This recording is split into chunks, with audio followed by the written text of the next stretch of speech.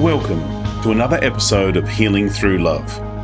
Each week, we share ideas, experiences, and resources to increase the awareness of domestic and family violence and to empower survivors to grow and thrive. We talk with experts who share their advice, or with people who have experienced abuse, no matter where they are on their journey. This is all about healing through love. And now, here are your hosts, Charlene Lynch and Rose Davidson.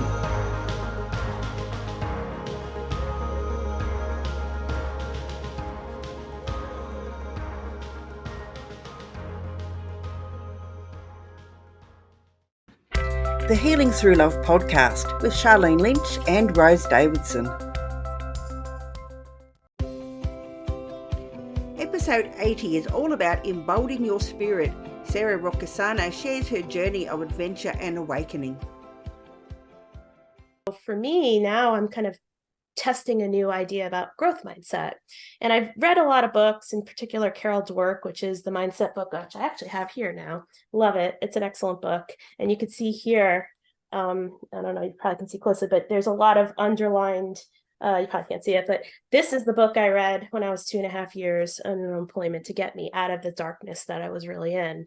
And also this Embolden Adventures passion project that I've developed was also my creative outlet. And so the surrender point now that I'm at, I'm testing the growth mindset and I'm testing the abundance nature. I'm testing trust in the universe. I'm testing that it isn't zero sum. There's abundance for all, and there's love, and the higher vibrational energies are love. It's compassion, and it's beautiful. And the Healing Through Love podcast with Charlene Lynch and Rose Davidson. Welcome to Healing Through Love podcast. I'm your host, Charlene Lynch from charlenelynch.com. Healing Through Love is here to help victims and survivors of domestic and family violence find their way back to living a more fulfilling and meaningful life. We interview experts and survivors who share their personal stories and offer advice to those who've experienced abuse, no matter where they are on their journey. As well as the Healing Through Love podcast, we hold annual Pamper Days here in Adelaide, South Australia for survivors of domestic and family violence, where local businesses come together and pay it forward to provide their services and resources for a day to give our survivors a much needed day of indulgence. Think day spa on steroids.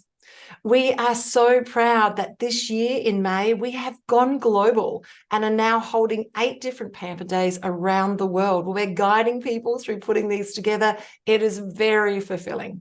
We are looking for organisations or people with similar values. So get in touch with us here at Healing Through Love if you feel this is a good match for you. Every week we interview amazing people, and this week is no different. We've got Sara. Sara is the founder of Travel Inspiration Site. She is a world traveller, a spiritually transformed international public speaker, a travel storyteller and author. And we're going to discuss her book in a moment. She's embarked on adventures worldwide, from the depths of the ocean to the heights of the mountains. It's so fascinating. We're going to dive in deep to hear her travel stories. Sara's built a 20-plus year career in renewable energies, infrastructure, investment, and we're going to dive in deep and have a chat about what it was like working there on Wall Street and why she left as well. And so without any further ado, I'm going to introduce you to Sara. Hi, how are you? hi, Charlene. I'm well. How are you? Oh, it's so good to have you here. It's a different time of the day for you than it is for us, and that's okay. And it's probably even a different day too. And this is what, time travel is definitely possible. We're in different time zones and we're speaking. It's so beautiful. Wow, what a story. So look, if you don't mind, can we start with maybe having a chat about what it was like working in that environment, and for what for you were the buttons that got pressed that were like, okay, this is the last straw on the camel's back, and what made you walk away from such a successful career? Thank you. Yeah, it's been a long journey for 20 plus years. And, for me, I've lived that majority of that life of mine in New York City, in Midtown Manhattan. And it's, fast paced, work hard, play hard kind of environment. That's really energetically charged. And, this career that I built, I oversaw $30 billion of investment opportunities, of which I closed 12 billion. So with that comes a lot of, commitment to the job, commitment to the lifestyle. Everything comes second to the deal. And so, yeah, I mean, I've kind of grew this career in renewable energy across Wall Street as an investment banker, moved on to private equity, and then onward to, roles in government, as well as in consulting and international utility companies. And for me, why I walked away from it, I want to say about a year and a half ago now, I surrendered. I surrendered to the universe. And the reason why I did that is because I pretty much hit my breaking point. My health was at risk.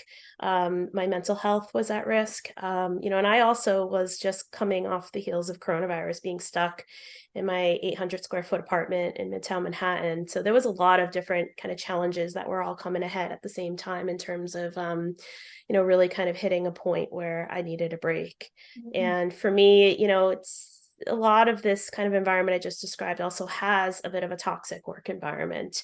We don't talk a lot. I don't see anyway in the 20 years I've worked about the importance of how we treat one another and the importance of, humanity at the end of the day when getting a job done.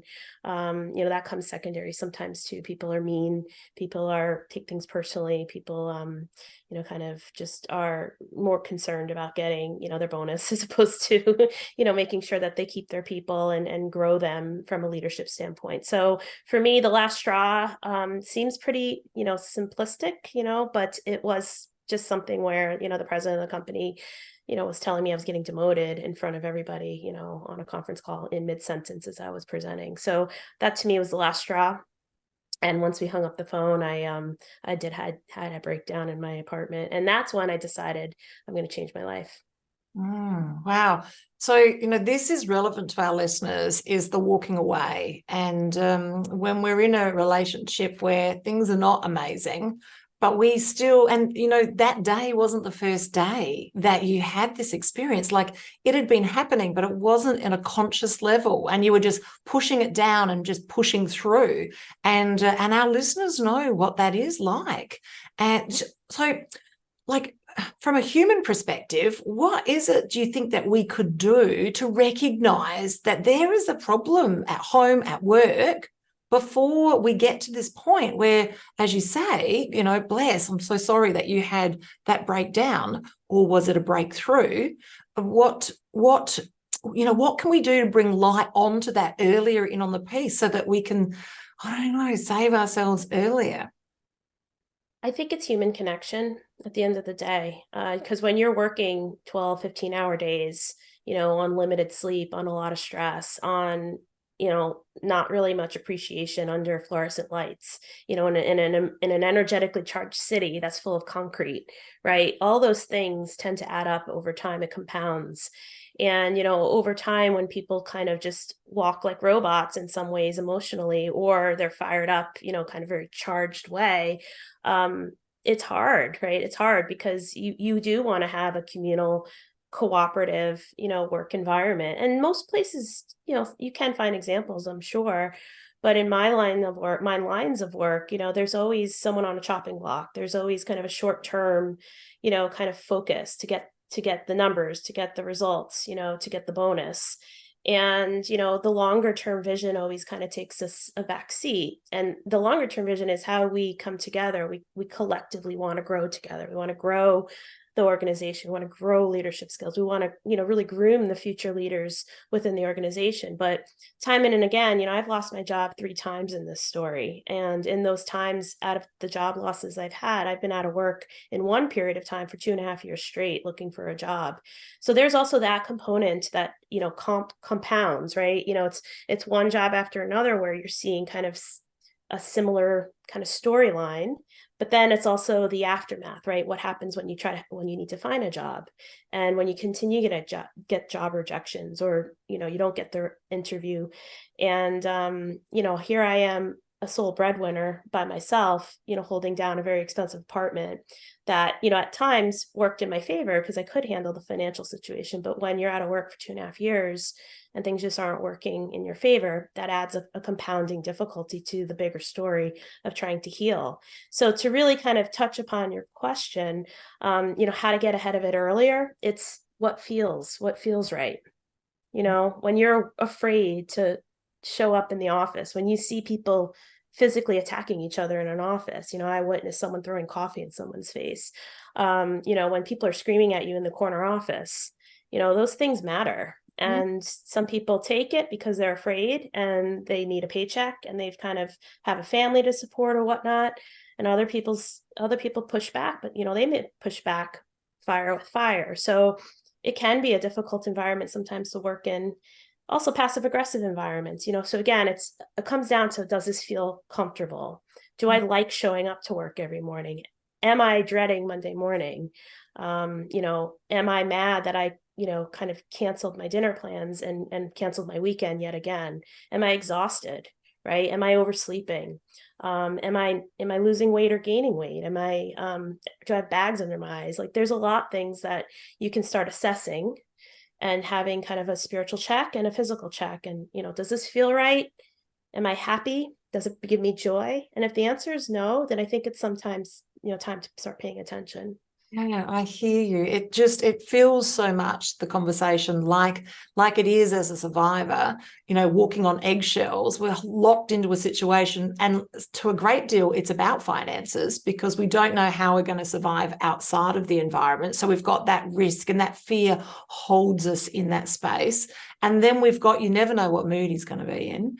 And then all of the other things around that as well. So, wow, it sounds similar. So this healing story, started obviously with what felt like at the time a disaster and a breakdown, but could have been a breakthrough. Like, I'm interested in the transition. How did you get yourself from that space, low frequency, everything on you, as you say, passive aggressive and angry? How did you get that to where it is that you are now, this picture of health and someone who's out there making a difference for other people in and around travel? Like, how did you get that transition to happen?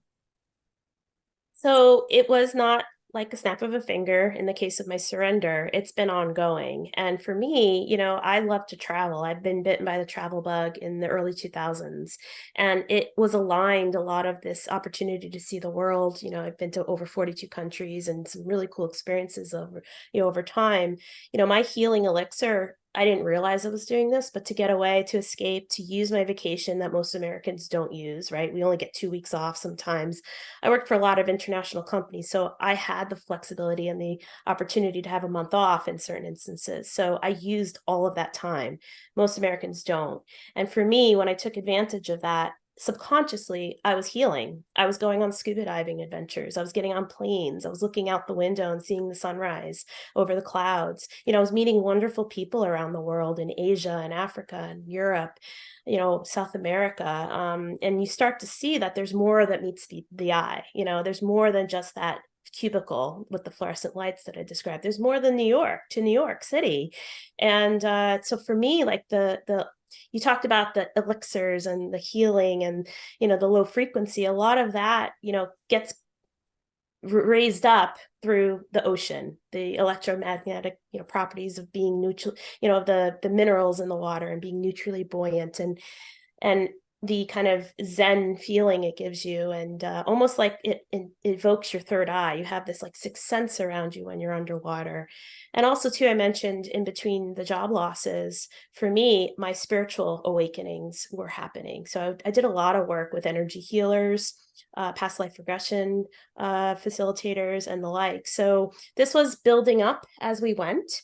And for me, this year and the year before has really been a mindset shift, right? I worked in an environment that was a fixed mindset.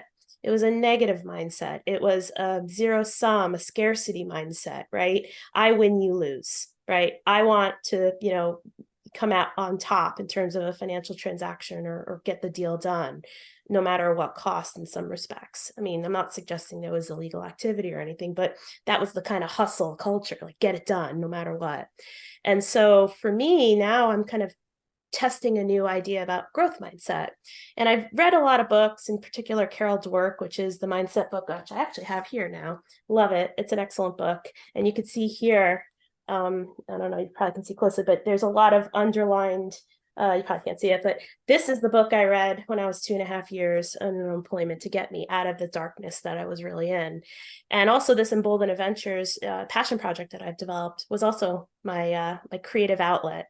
And so the surrender point now that I'm testing the growth mindset, and I'm testing the abundance nature. I'm testing trust in the universe. I'm testing that it isn't zero sum. There's abundance for all, and there's love, and the higher vibrational energies are love. It's compassion, and it's beautiful. And for me, a lot of the healing I've been doing is connecting with nature, going for hikes, being one with the soil, grounding. When I go back to New York City, I'm in the process now of trying to sell my apartment, and it's been taking a long time because New York is a place right now that is just a challenged place for quite a bit. And for me, like when I go back to New York after being here in nature, I feel the energy again, and I get all negative, and I feel my back hurts because of the concrete. So I see that this is a better path ahead. I still have my down days. Like today, as you know, I'm having a down day. It's National Kindness Day, but I'm kind of in a bad mood right now. And I'm working with it. It's something that will always be something we work with. And I'm very fortunate to have lots of wonderful people in my orbit, such as healers, like a priestess I work with. I have a mindset coach who's in Canada, who's amazing. And there's just so many wonderful people, like friends, family, support. You have to find the light in the darkness. And that's something I'm working on every single day and looking forward to the future of goodness. Yes, so many important lessons about looking forward and the shift in the mindset as well. I love that. I love that. And so you've had all these wonderful adventures, and now you want to pay it forward. So can you tell us a little bit more about the business and how that works and how people get involved and what's in it for them? Can we dive into that? Sure. Yeah, it's not necessarily a business per se. It's more of my passion project. So it's seeing the world through my lens. And I'm so excitable about travel. It's one of my favorite things to do in the world, and meeting people and profiling the cool experiences I've seen. As you know, I'm an American. A lot of us Americans don't travel.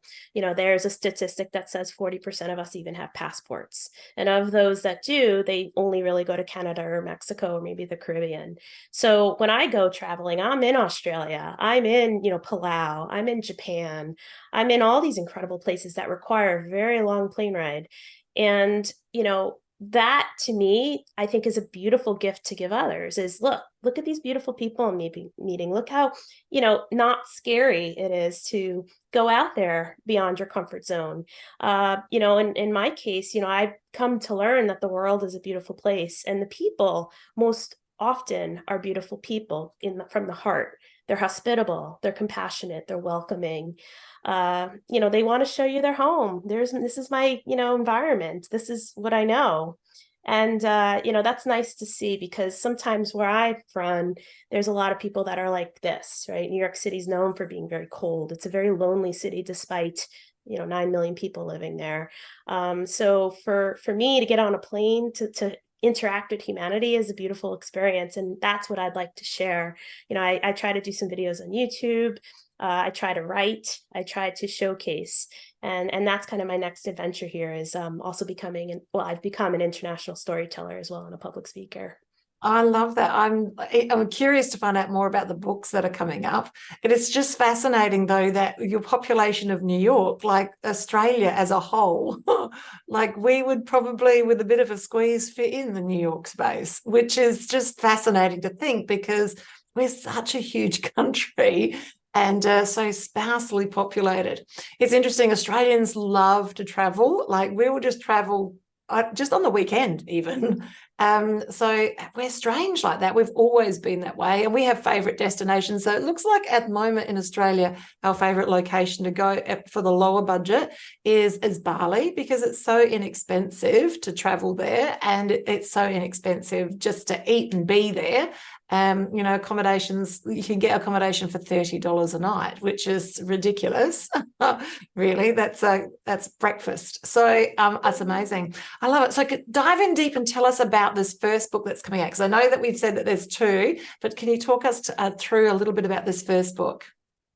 Sure. My first book is about my 5-week adventure around the world. So I hit up 3 continents in those 5 weeks. And, I had the call for adventure and the call for action as I was losing my job in the end of 2019. I was walking down on Wall Street in New York City and, kind of learned the news. And it just kind of worked itself out. The universe kind of cleared a path for me to create an adventure. And I was already going to Morocco for a bachelorette party.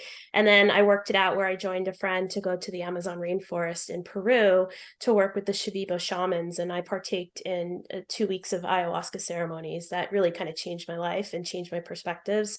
And then onward, I went to the remote parts of the Andes Mountains in Bolivia and in southern Peru. And as this was all happening, I was 5 weeks away, kind of out of touch with the world, kind of offline, if you will. And I'm coming home to a changed New York City that was shutting down because of coronavirus in, the end of February, early March. So for me, I kind of had a life-changing, kind of perspective with the work of the plant medicines and with the shamans, the Shipibo shamans, and, how I see the world in a new, beautiful spiritual way.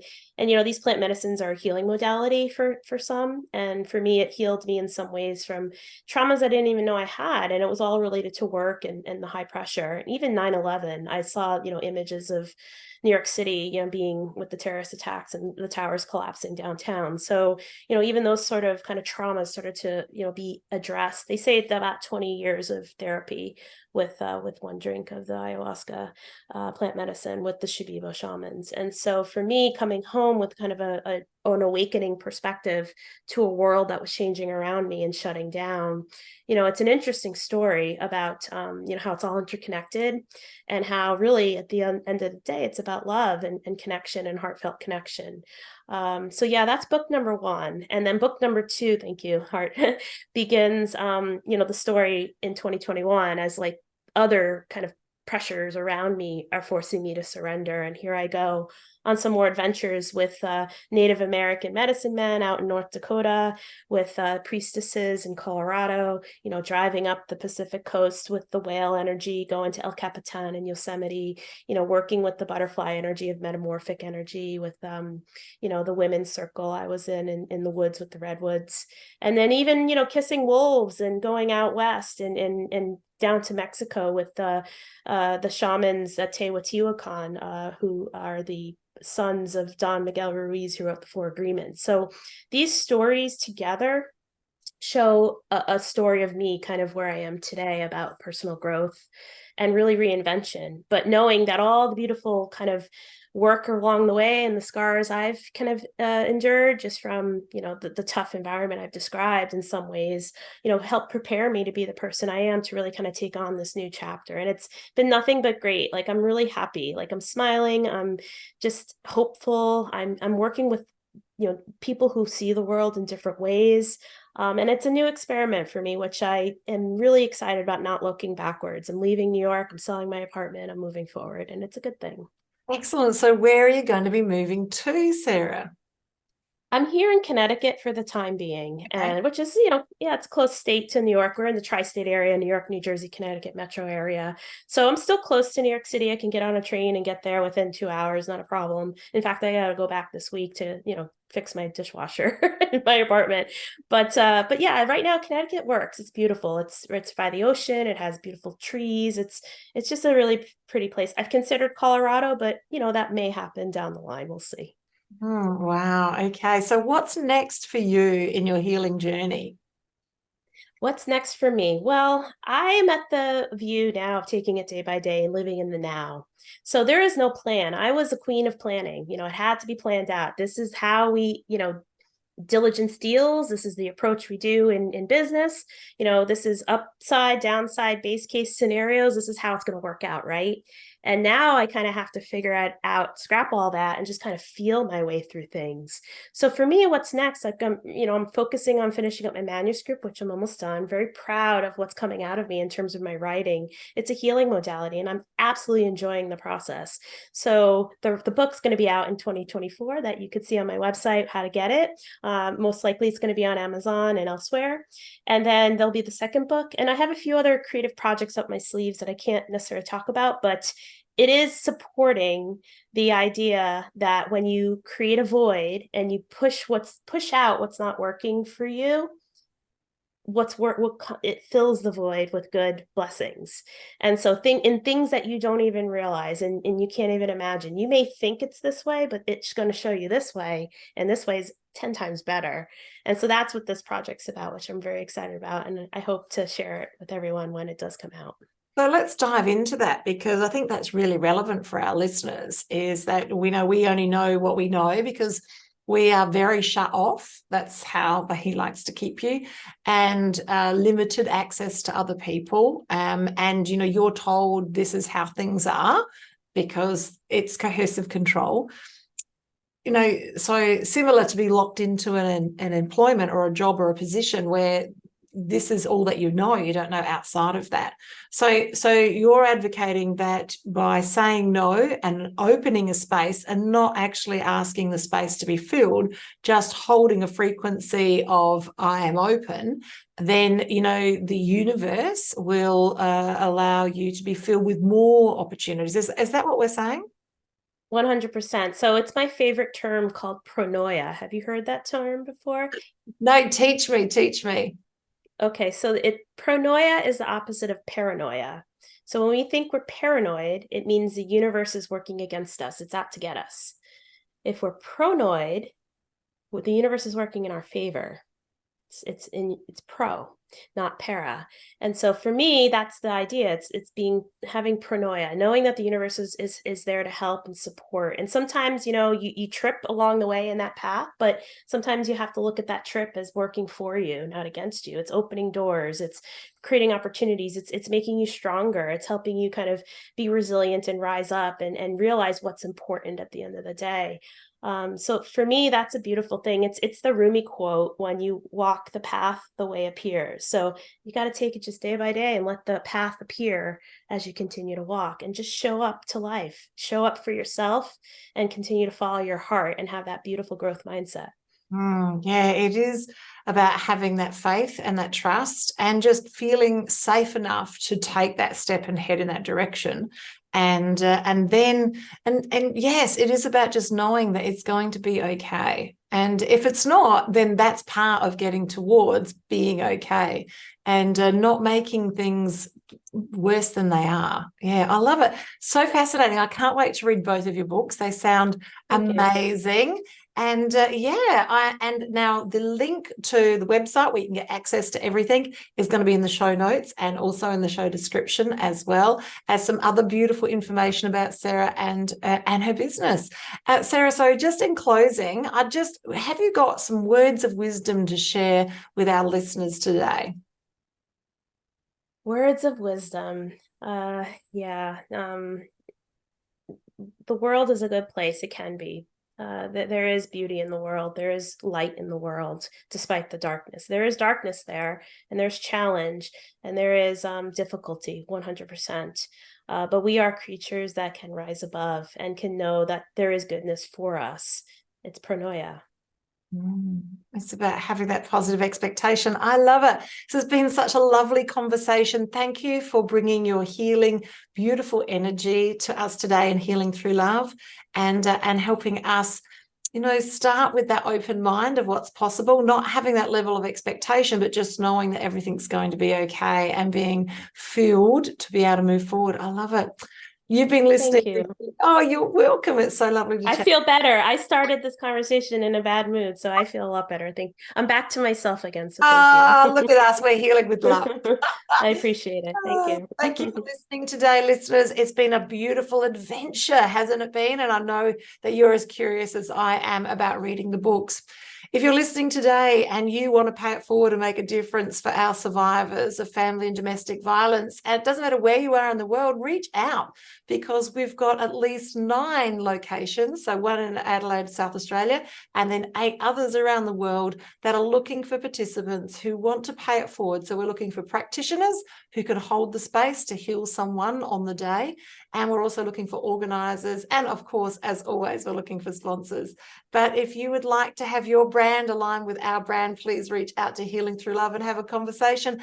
That's a goodbye from me and a goodbye from Sarah. Bye for now.